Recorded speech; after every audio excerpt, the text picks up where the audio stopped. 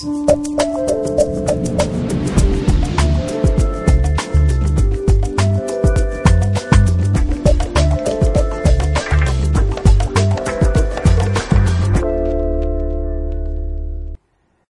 and welcome to Measured Thoughts. I'm Dave Reepstein. Today I'm delighted to be joined by Mark Addicks, who is the Senior Vice President and Chief Marketing Officer of General Mills. Mark, thank you and welcome to Measured Thoughts. Thank you. Thanks for inviting me. I'm thrilled to be here. So, I've got to believe almost everybody knows General Mills, but my guess is also that not everybody knows the full spectrum of General Mills. So let's start off and just tell us a little bit about General Mills. General Mills today is one of the largest food companies in the world, and from a domestic footprint, I would tell you we are in more meal occasions than anyone else. So breakfast, you know us by Cheerios and Wheaties, and kids know us by Trix and Lucky Charms, and huge in breakfast, huge in yogurt, Yoplait, Pillsbury, all the refrigerated dough, etc. We're big at lunch, and we're really big at dinner. So Hamburger Helper, Old El Paso, you name it. Very big in baking. So when the retailer looks at us, they see we're across more of the categories. We're literally across the whole store. We're across all three temperature states. And brands that many of them span 40 and 50 years. And so the real goal is how to take the legacy of the brand and keep it very relevant. 100% food products? 100% food products, supporting food products. We have a number of what are almost media platforms or marketing platforms. So box tops for education. We have our own television network. We have a radio network. We've got a digital ad network. We've got blog network. So we do a number of things that we actually scale, support all these brands, over 100 brands, and then even are set up as their own marketing media companies, and we market to other companies and sell. It's a rare individual that's not familiar with some of the different products and most of the different products that you sell. So tell me about you. And how long have you been with the company, and where you came from? And yeah, interesting story. So, and hopefully will resonate with some of the marketers. I'm a guy that really loves the psychological side of human marketing. I love to figure out what's the irrational logic, why people do what they do. That was my way in. And so the way I started, I went to University of Texas at Austin undergrad. My whole family's gone there. I was a liberal arts major, so government history, economics, and came out and thought I would go to law school. And in the process, found a job, and over about a 10-year period, did about 3 entrepreneurial consumer businesses. And they were all consumer-based. They were degrees of success. First one, very successful. Last one got out barely by the skin of my teeth. Entrepreneurial efforts pre-internet. Pre-internet. Okay, interesting. And and from there, I realized, especially on my last business, that if I wanted to get financing, I had to get an MBA. And in fact, this is true. The guy who was like my CFO, but he didn't really work for my company, he was just on the board, was a Wharton grad. And whenever I'd go to the banker, where we got a loan, the banker would never talk to me. He would look at the CFO because he said, "You're a liberal arts guy." So I knew I needed to go get stripes and the like, so I went to business school. And from there was recruited from General Mills. And frankly, thought I'd be here 2 years. I've been here 22, and which is very long. And I joined General Mills at Yoplait, which at the time was about 75 people, separate and apart from the company, very entrepreneurial. So I was getting big company kind of training, etc. But I was going to get to still be an entrepreneur. And I've stayed. My perceptions of General Mills is that it is a very strong marketing-driven company. Tell us, in your view, sort of the role of marketing at the company. It is very strong. That's one reason I selected it. And the companies I looked at coming out of business school were very much where marketing had the P&L. So what happens at General Mills, which happens at a few other places today, P&G and a few others, is the marketer is the general manager, the owner of the business, the owner responsible for share and profit. And at the same time, the marketer is responsible for the brand. And again, what's the innovation over time? How does the brand grow over time and in the life of the target? We call that the growth idea or the benefit. And so the marketer actually has two key roles, and they are central. A little bit hub of the wheel, although that's being challenged in the new marketplace. But they very much directly or indirectly run a team of folks, relentlessly focused on a brand champion. So to some degree, you have a whole bunch of entrepreneurs Absolutely. that are each running their own particular businesses. And I think that's part of what makes it attractive to a lot of people as a career. Your CEO came from marketing? Yes. Yes. Not surprisingly. And he would view the role of marketing in the company the same way? Correct. Your CFO? Yes.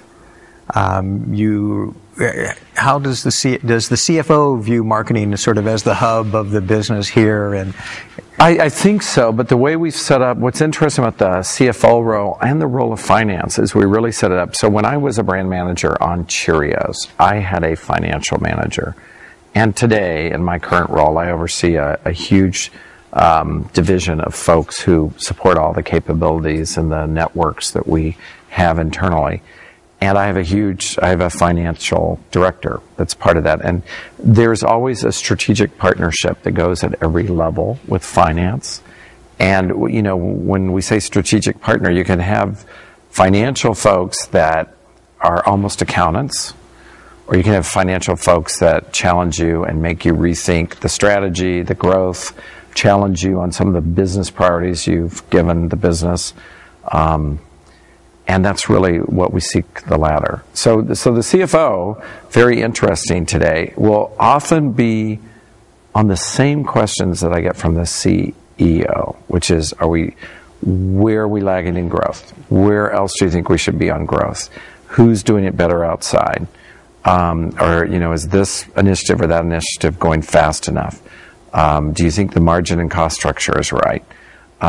Very much the same kind of questions. Which are probably the same questions you're asking as well. Absolutely, hopefully, like every day. So you're all in sync on that? Pretty much. And we have a sense of the role of marketing at the company. I want to get a sense of, since we're talking about the CFO, of how you go about forming your marketing budgets. The truth is that what happens sometimes is what I don't want to happen and not what we preach, which is you start with last year's budget and you look at it and make alterations there. We are really, and have been in the last 5 years, as we've revamped our thinking of how to build great brands in this world we live in today. We're actually asking people to kind of start at zero and challenging a lot of the typical approaches to marketing. So being an older guy, I used to come in and say, I need X for TV, I need X for couponing, I need X for the store. Those were the three big pieces. Today, we are seeing such fast changes that the TV was your awareness building piece. Today you can get awareness and engagement, sometimes only through digital, at a fraction of the cost. And so what we really have been preaching is like, what's the idea? And then how should that come to life? And forcing time on that question, because then you'll kind of break the typical pattern of, what did we do last year? What's reliable? Now let me add some bells and whistles on the top. So the sense that I'm getting in the way that you're describing it is that the budgets come from bottom up. That each brand submits a budget, that ends up being added up, rather than marketing gets a budget and then you allocate it across. Correct. That it's totally bottomed up. It's based on the growth prospects of the business. I probably should have started with that. And then part of what I do in that process is keep an eye out on the broader shareholder priorities of how are we on digital, is cost and margin structure look right, what about multicultural, some of the big broad initiatives, and just to make sure that we're moving in the right direction. And if somebody said, I want to double my marketing budget, which they have, and then they just make a case to you, and if it's a credible case, they actually can decide that on their own. They're just going to commit volume against it. And you can do that at General Mills. So that's more of a business decision. I definitely will be involved in that decision. My teams will be. But we've had, on average, like I think I was telling you earlier, this year we're around 18%. We're up. We have been investing, on some businesses investing, and they don't make it up in volume, but we look ahead and say, this is where that brand needs to go. And we've been able to do that. But it is a business case. You also talked about, and have sort of referred to, is probably spending less on mass media and more on digital and multicultural. Yes. And how have you assessed the impact of that digital and multicultural spending relative to the digital? Is that? Well, yeah. No, that's a great question, because one of the cool things, I think, the world we're going to is you have your traditional ways of maybe some traditional tests, but what we're doing increasingly is matching it at huge scale, looking at the loyalty cards of consumers and using customer databases that are available. So you can look at 50,000 people and say, before they enrolled or before they subscribed to our Hispanic magazine, Que Rica Vida, how many categories and what brands did they buy of General Mills at what frequency? And you get a number. And the day their subscription started coming, what happened and what happens over time? Before they signed up for Box Tops for Education, what happened? Before they saw this Cheerios campaign, what happened? The precision of data and what you're seeing is much faster, much deeper. So you're getting good measures back, which allow you to try and assess it. And you definitely piqued my interest when you said we get an ROI for word of mouth. Tell me, how do you do that? Well, we're able to look at, in some cases, identify people with their opt-in. You know, we have people that are, we can look at actually, did they pass on an email? Did they see an email, which we're using as one form of word of mouth? And the like, and we can look at what happened to their behavior, likelihood of purchase. So, but you've got to look at a spend on word of mouth. And what are you considering? Is that email your spend?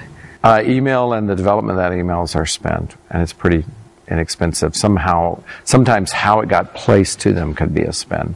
So there was a day when General Mills used to look at their customer as this is who we're selling to. Right.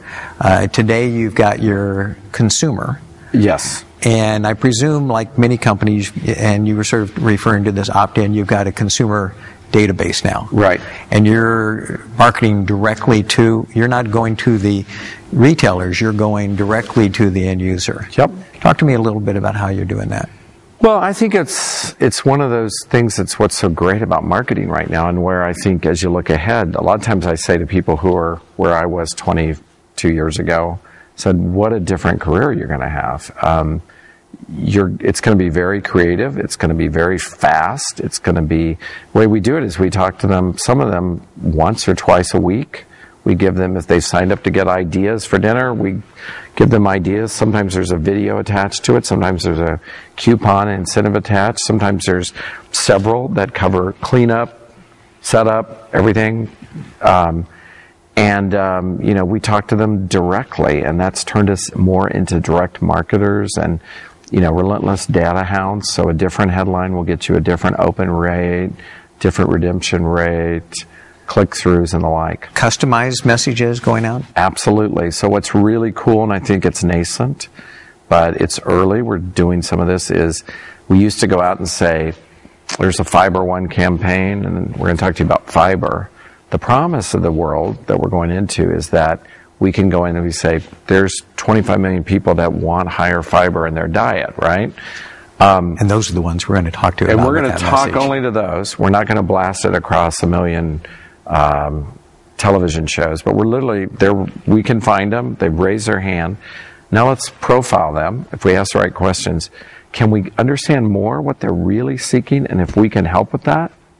And then once we understand that, how do we help them in a unique, ownable way, differentiating way? And so what we're starting to do is there could be 30 different fiber need states, and you will talk 30 different ways, not against each other, but you're interested in the total amount of fiber you get per day.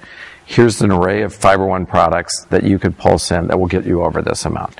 You're interested in how fiber can help lower your weight. in your daily intake of calories. Here's some partners fiber ones with, so you can put that together. Go to the site and pick, I want 1,800 calories a day, 1,300. So just a number of different ways. Right. It's going to be... So all those customized messages that you've got. Right. Much versus more, where we were, which is, right. When I came into the company years ago, we were consumer focused and we did have a target in mind. Today we always ask everybody, who is your brand champion? Who must you have? Not who must you get to consume, but who must the brand be for?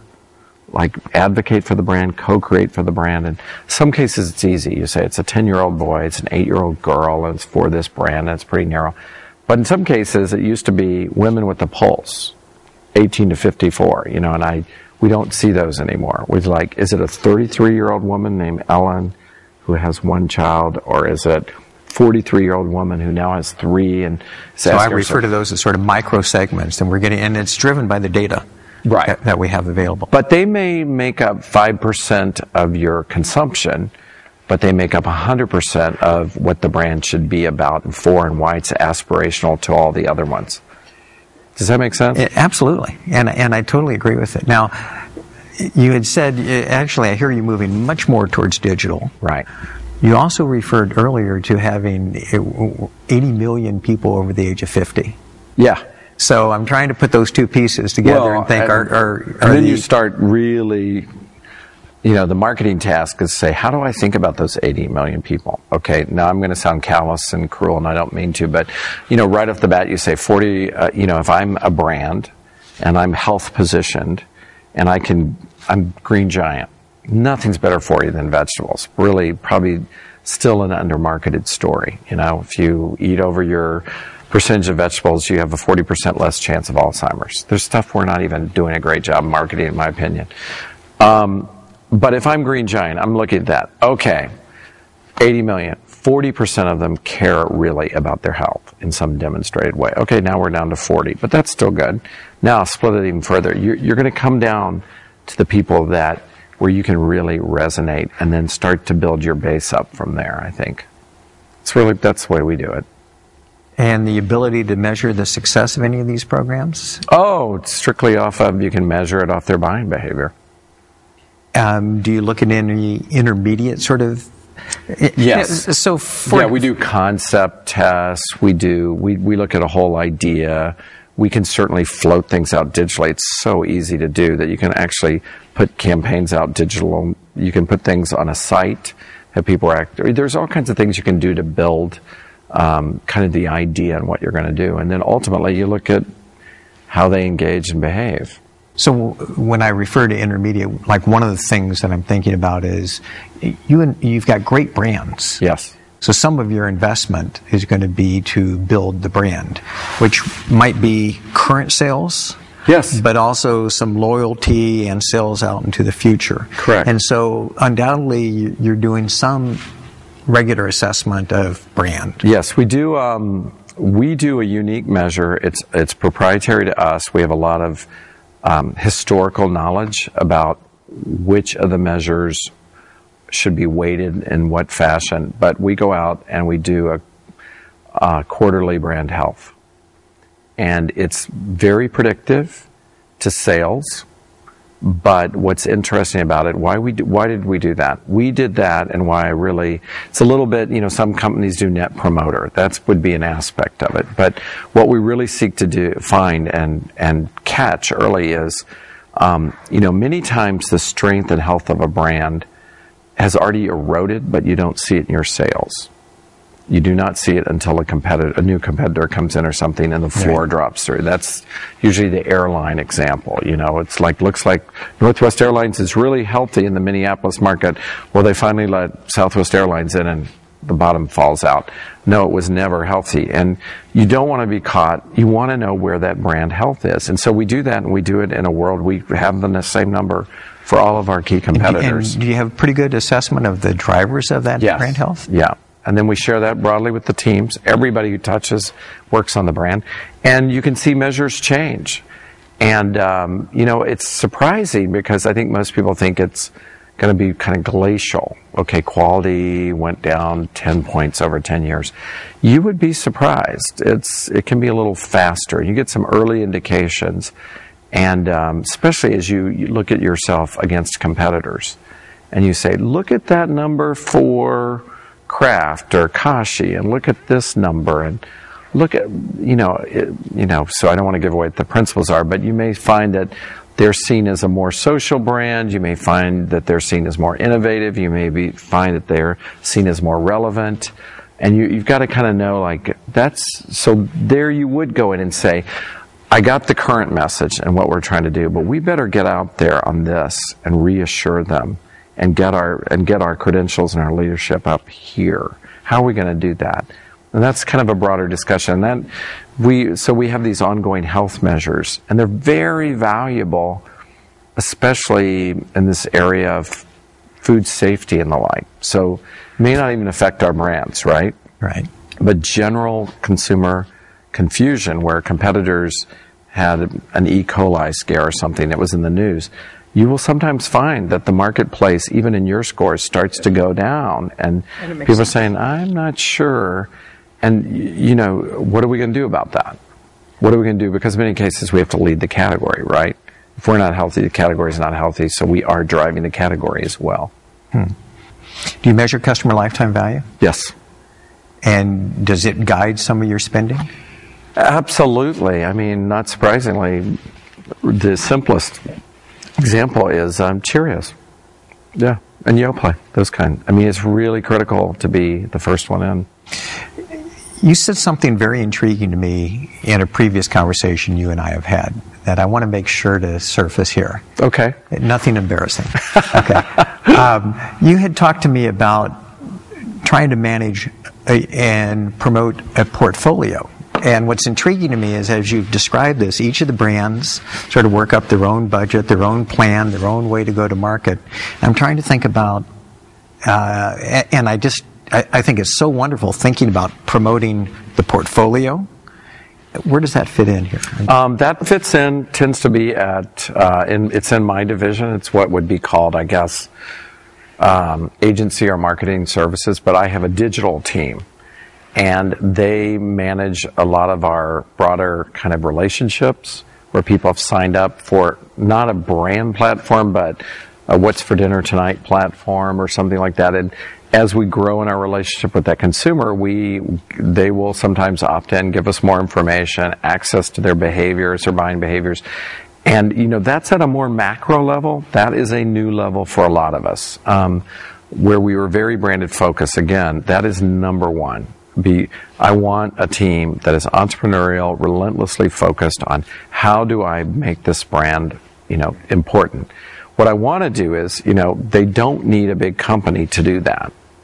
They can do that on their own. We just happen to have them all assembled and given them great brands with great legacies, great places to start. But they have to do that today. So that's job one. So what I tell my group that sits in more centralized roles and supports things like our digital advertising, our multicultural marketing, some of our media and marketing platforms, as I say, we need to provide this kind of scale view, understand how we're driving volume across households and across eating occasions and the like, so that we prove our value. Because if we don't do that, if we provide what they can go buy on the street, then here's a great place to save some money. So if I'm hearing this, you have a sort of a lifetime value of the household measure. Right. That is not brand specific, it is across the portfolio. Right, but it has brand markers on it. It has brand we know markers, where to start, where to talk. This is she's heavy cereal buyer, but be real, she loves Honey Nut Cheerios. That is her entry point. And it's what's really interesting is the history of General Mills has been, General Mills created Betty Crocker. It was like the early day Martha Stewart. It had points, it had catalogs, number one in cookbook, everything. Betty Crocker had a radio show and then a TV show. General Mills owned radio stations and featured the Lone Ranger for years when we were launching Wheaties.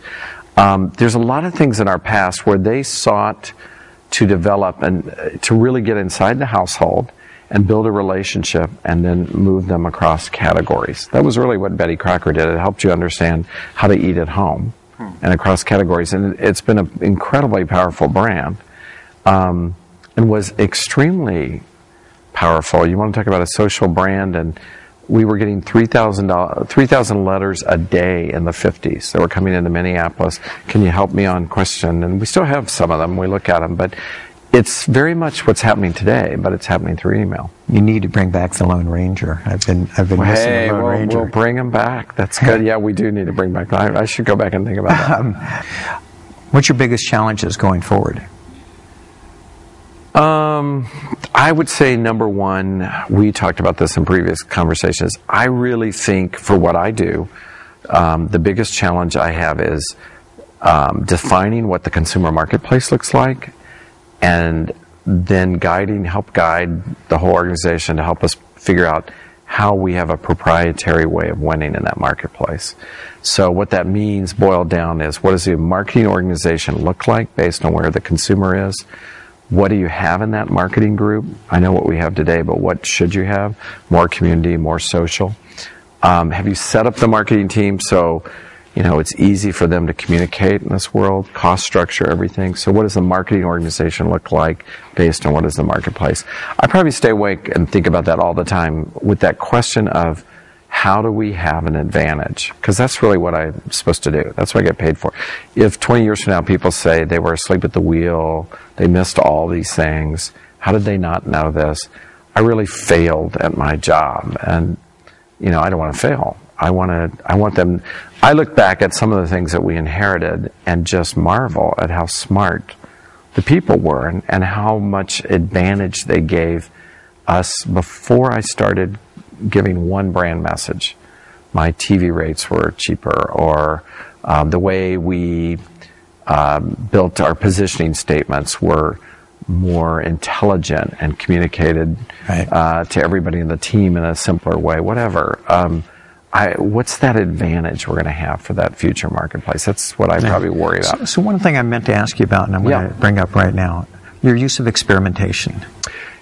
Yep. You do much? Yeah, we do a lot. We've had people that say we do a lot. And what's a lot? It's single percentage numbers. It's not a lot. I'm thinking in the digital world in particular, the ability to go and test things and find out very, very quickly. A lot more. We're doing, that's ramping up today. The speech, we gave on our last community meeting, which was in November, we do a couple times a year, was really, the old model was test, launch, right? And the new model is learn. And it's, I would characterize our organization as in transit to the second model. A lot more experimentation, some real big, bold things I can say. We have a program called Bold Experiments that we've had for 3 years, and anybody can suggest an idea and it might get funded for $1 million. There are about 7 of them a year. And what it really does is has a bunch of people, we tend to let 40 ideas come forward, and it's a team that looks at them, and most of the other people get pissed off and say, I don't care, I'll just do it anyway, which is kind of what we want them to do. So that unleashes a lot of experimentation. Formally, when people present their marketing budget, there's a framework that adds up the dollars, and we say, we're recommending every brand have X percentage. Are you there or not? Tell us why. So there's some formal mechanisms, but informally, in the way people act, and we were talking about this earlier, we can see more. Last question I'm going to ask you. Okay. What's the most fun about your job? The most fun? There's a couple of things I'd say the most fun. One is when you see how far some people come. Like I'm older, so I see people and I remember when they walk through the door, and it's really fun when you see them now. There are people it's just fun to see people develop and be what they can be. These are great jobs. I mean, they're really fun, they're creative, they're strategic. We're a place that, I fundamentally think you should laugh every day at work. I mean, it's a great environment. but it's really fun to see somebody when they arrive and they have a great campaign in the marketplace, or they're being recognized by their peers. Right. It's just great. That's just fun. It's what I see in my job too. I see students come in and see how far they come is really impressive. So probably that's number one, and then I'm a new products person at heart, and so I love new things. And so I'm sure anybody that works around me would tell you that he loves shiny toys. I just love new ideas and new approaches and things that kind of start from thin air and scratch. I love that kind of stuff. I feel I could spend all day here chatting with you and would enjoy every minute of it, but that's all the time that we have. I really appreciate you joining us here. Really pleased to be part of it. Good. Thank you. That's all the time that we have today. Thank you very much for joining us here at Measured Thoughts.